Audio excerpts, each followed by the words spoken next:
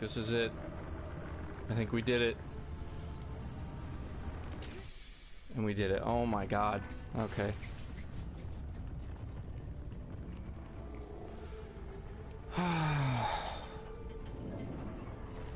You know, I hope that was worth it.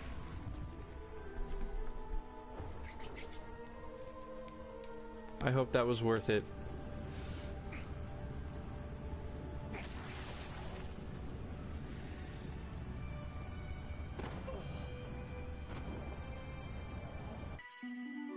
It's been about 14 years since Shadow of the Colossus first released on the PlayStation 2.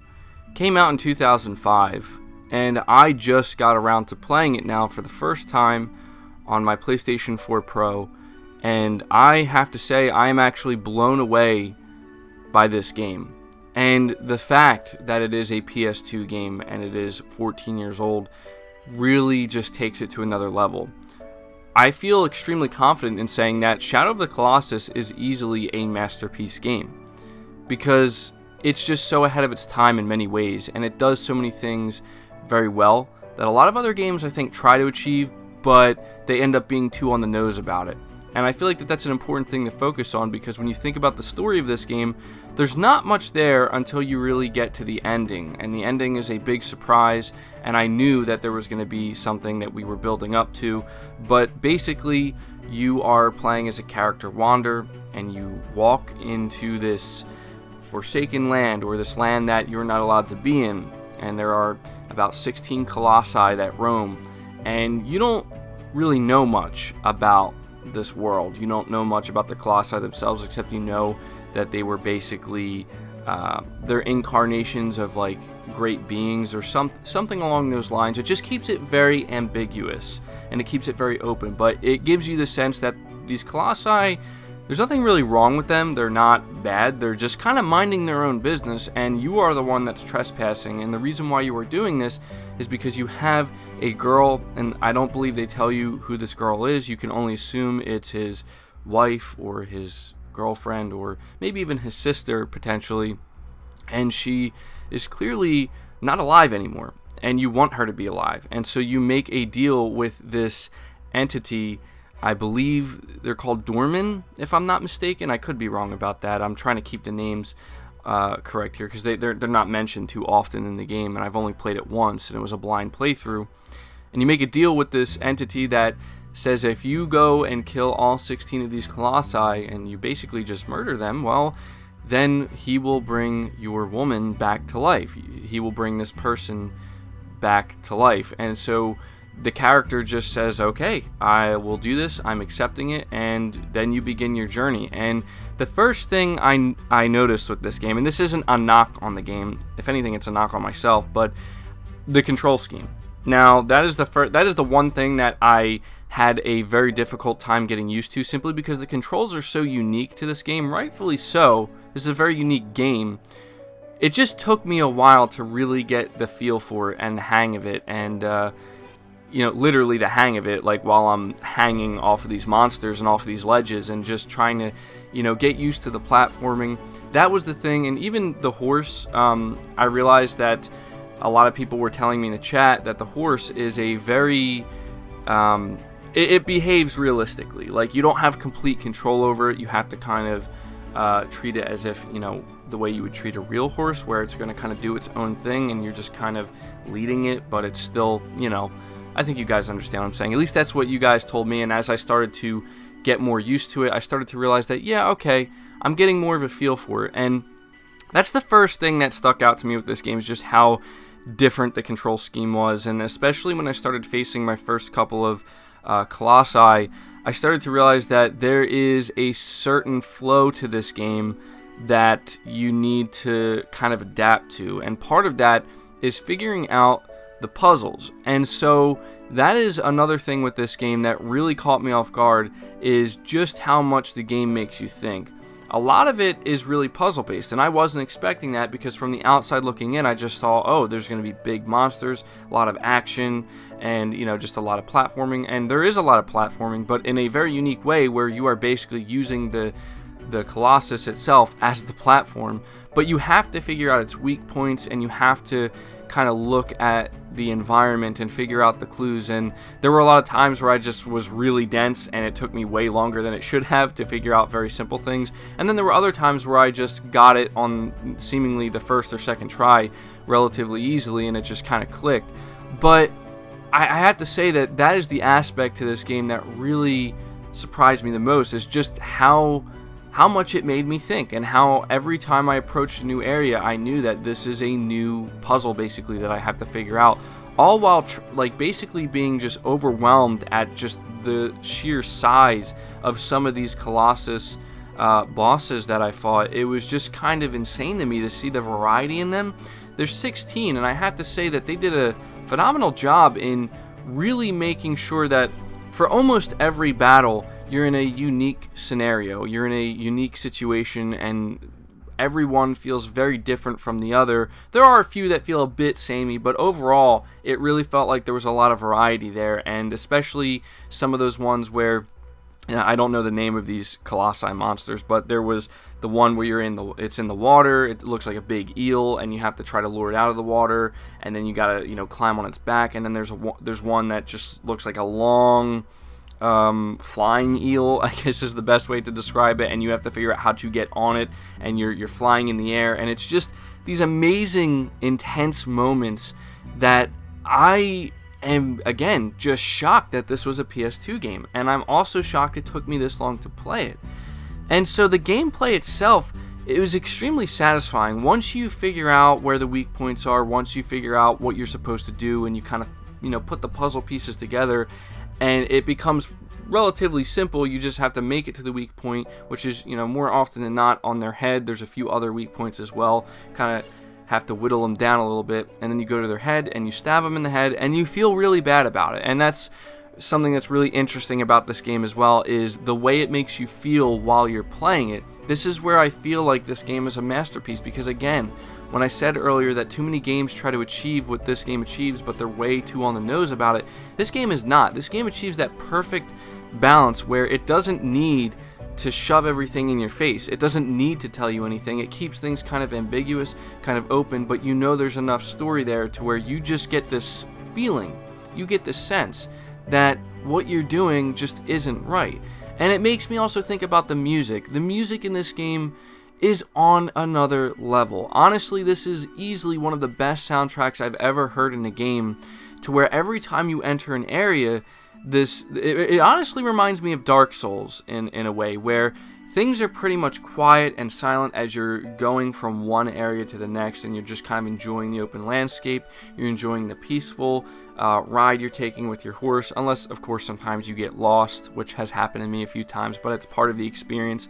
But you're making your way to each different Colossus, and when you enter these areas, the music that plays, it truly is just something that is, on another level. I mean, each area is unique, and it really does a phenomenal job in setting the tone and making you feel while you're playing, whether it's moments of intensity, whether it's moments of, something I noticed is the music changes from when you're trying to figure out how am I going to get on this giant monster and find its weak point, and there's a certain music that's playing during those moments, and then when you find that weak point and you suddenly figure it out, then the music changes and it gets more intense, and it kind of it goes along with exactly how you're feeling. And I think that the whoever it is that composed this soundtrack, they did an amazing job. It is, I can't speak to it enough. It is easily one of the best soundtracks I ever heard, and it's actually so good that I feel like it's truly what elevates the game to another level, because trying to imagine playing Shadow of the Colossus without these music tracks, it just feels like it would not ruin the experience, but man, it would take so much away from it. And that's how you know when a game has a great score, when you think, would this game Would you notice if there was no music, if the music was just taken out of this game? And in this case, you would 110% notice, and it would have a huge impact on it. So I just wanted to take a couple minutes here to really gush over that, because a lot of you were telling me to make sure, because when I do my streams, I was saying maybe I have to tone down the music a little bit, but you guys are saying no, absolutely do not do that. Make sure if you play Shadow of the Colossus, you keep the music up and you have your headphones on and you have them loud, and that's exactly what I did, and it really... yeah, I'm glad I listened to you guys on that one. But the gameplay experience in Shadow of the Colossus is just something that I've never really experienced before. I've never imagined, climbing these just giant behemoth monsters and then also feeling bad about stabbing them in the head. Like, I know that sounds kind of funny, but that's literally what you do. And it's mainly because these colossi, they just don't seem that aggressive. Like, they don't seem like they're doing anything, and you feel like you're the one trespassing and you're out here alone. This game gives you a great sense of isolation, but I think it does it purposely to really make you feel like you are somewhere you're not supposed to be. And that is another aspect to this game that I feel like the developers just nailed it, man. Like, they just create this sense of loneliness and isolation, and you're just in a place where you shouldn't be, and you're doing something you shouldn't be doing, and everything just feels wrong, but you push forward because you have no choice to, because you are playing as this character Wander, and this is his mission, right? And he's going to see it through no matter what. And as you get closer to the end, I found that I was... getting pretty hyped to take on the final boss. And when I got to the final boss, it was definitely a challenge. I'm not going to lie to you, I had a little bit of a struggle, but maybe that's just because I was playing for like 4 hours straight, and I was, my patience level was dropping a little bit by that point. But once I finally finished the last Colossus, it gave me this sense of like, okay, like, I don't really feel that great, because I just feel like I just killed all of these giant beasts, and now what, right? Like, hopefully this is a happy ending. And the ending really surprised me, and I still don't know exactly what to think of it. And I don't know if there's multiple endings. I feel like there may be, because at that one point when I became the big monster, which you clearly find out that this being, this entity that was telling you to go out and kill these colossi, you realize, and it was kind of obvious, but you thought maybe it wasn't, because again, they left things so ambiguous during your entire journey, you really don't know what to expect. And then you find out that this was an evil entity, and it really was just trying to find a way to escape. That's why you are, in a forbidden land where people are not supposed to be there, and he uses you. He uses the character Wander, and he says, listen, you do this for me, and I'll do this for you. And really all the entity was trying to achieve is a way to escape, and it's clearly evil. You really get that sense, and you basically become part of it. I noticed at the end, towards the final few colossi that I was fighting, everybody was telling me to look at my character in photo mode, and I did, and he looked kind of sickly, right? And he didn't look too great. And at the end, you just really become almost looking like a zombie, and you become one of these black figures that is standing around you. Every time you defeat a Colossus, there's these black figures that stand around you when you get teleported back to the main temple, and you become one of them, and you get like absorbed, and then you become this big monster, which that really completely blew my mind. I was not expecting that, where you play as this big monster, and a bunch of people, I assume, that come from the village or wherever it is you come from, they find you, and there's clearly some kind of leader here who is aware of what you're doing and is trying to basically stop you from doing this and stop the evil from getting out. And you become this monster, and you get to play as it. And I was just really confused. I was terrible at it because I just was not expecting it, and I had no idea what I was doing. But it almost seemed like I could actually catch them and stop them from escaping. But unfortunately, in my playthrough, if this is even something you can do, I wasn't able to do that. And then there was this interesting segment in the end when I was like the black shadowy figure of Wander, and the portal at the end of this temple was trying to suck me in, but the game actually allowed me to try to push forward. And I really kept thinking for a while there that if I just keep tapping X hard enough, I can actually make it to the girl that I'm trying to save here. And it's interesting because it seems to me that, like, no matter how hard you try to do that, no matter how much you stick with it, it just can't happen. And it's the developer's way. And I was looking back at my chat, people were, because I wasn't reading the chat at this moment, but people were saying that this was the developer's way of trying to teach you a lesson. Like, sometimes you just have to let things go. And I was just, like, kind of blown away by that. Like, I was just blown away by the tone of this game and the everything it kind of conveys to you, about love and sacrifice, and sometimes you need to be careful what you wish for, and just, learning to let things go, and all these just deep themes that really don't fully reveal themselves until the end. And I think that that's what makes the ending so superb, honestly, and so memorable for many people, because a lot of people were telling me, like, dude, wait until you get to the end of this game. And I have to agree, like, I was just sitting there saying, wow, like, this game was amazing. And then, you see once you let go and you finally allow yourself to get sucked into that void, the girl wakes up, so she was able to be alive again, and you, I guess, in a way, accomplished your mission. And your horse, who you thought died on the final boss battle, actually comes back, but he's injured, he's limping. But it was nice to see him, Aggro, I think his name is, come back. And then the girl gets up and she goes to the void where you got sucked into, and everything's just quiet now, and it's desolate, and the bridge that led into this land was destroyed, so there's no way for her or the horse to escape. But then there's a baby there, and the baby seems like it's you, because it has the two horns, which you had at the very end as Wanderer, right before you kind of got sucked in and became part of that beast. And I heard people were telling me there's a prequel to this game or a sequel to it or something, which I'm going to have to look into. But, she's alive, and she's going to have to take care of this baby, obviously. And it just leaves so many questions, right? And it leaves the ending to where you don't, I feel like that's what makes it so great. Is like, you don't know exactly how to feel. You just know you don't feel great, right? Like, it wasn't a good ending. Like, things could have went better, but it wasn't the worst either, because she's alive. At least this is the ending I got. Again, I don't know if there's multiple endings. If there are, I'm going to have to go back and look at them. But overall, man, like, Shadow of the Colossus was such an insanely unique experience. And I have to reiterate once again that I literally cannot believe, first of all, that this is a PS2 game that came out in 2005. So you talk about a game that's ahead of its time in so many ways. But I also can't believe it took me this long to finally play it and experience it. 14 years. 14 years.